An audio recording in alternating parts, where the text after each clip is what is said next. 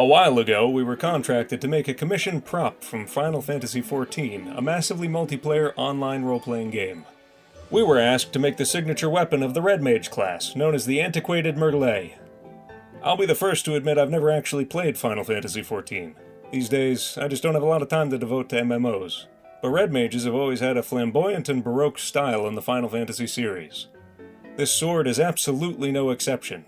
Complementing its rune-etched burning blade is a mind-boggling collection of wrought iron guards, quillions, and flourishes. In the context of the MMO, Red Mages pair these weapons with offhand crystals that seem to serve as the focusing elements for some of their spells. We were tasked with making both the sword and offhand weapon as full-sized replicas. We were provided with some reference images from the game, as well as a scan of the weapon concept from promotional materials that helped clarify some of the details. When working on this kind of project, the easiest way to start is to try and extract the game files directly. I downloaded a trial of the game and located an application called, appropriately enough, Final Fantasy XIV Texture Tools. It took a bit of exploring, but I was actually able to find the meshes for the weapons in the game files. I exported the mesh and textures and dragged them into 3D Studio Max so I could start working.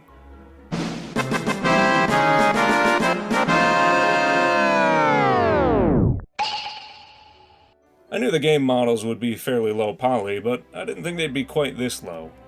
What's worse, the textures were surprisingly low resolution themselves, maxing out at 256 by 1024. Still, even a low poly mesh would be sufficient to get my general sense of scale and position on point. I've managed to come up with a reasonably detailed reproduction of the sword that I think does its low resolution counterpart justice.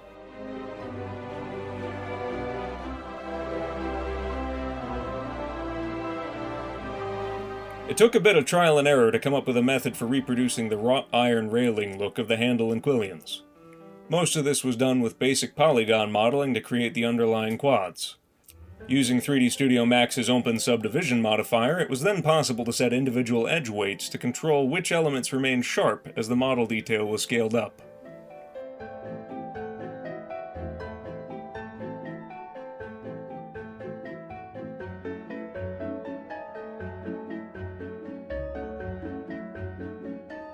The front shield element took the most time. A large part of that was due to the fact that the details on the underlying textures and game screenshots were simply not clear enough to give direct guidance on some of the shapes. I ended up taking some artistic license in some areas, and in spots where the concept art and game model diverged, we left it up to the client to decide which version they preferred. We did our best to take some of the rougher details and reimagine them in a way that hopefully fit the overall style of the piece.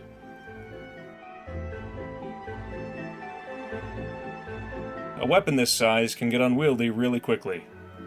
We discussed a few options, including possibly making a foam version of the sword, but ultimately settled on the idea of 3D printing as an appropriate solution, as you can control infill settings while printing to try and cut down on the weight of the finished product.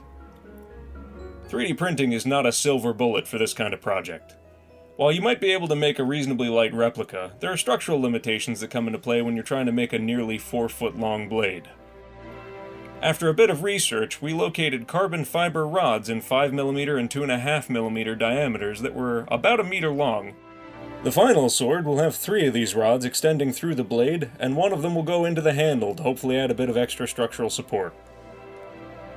At present, the model is still comprised of dozens of individual elements, largely because I wanted to be able to easily change any areas the client may have wanted adjusted. We're waiting on final approval of the model before collapsing everything, at which point I'll be unifying all of the mesh together and cutting it back up to fit on my machine's print bed.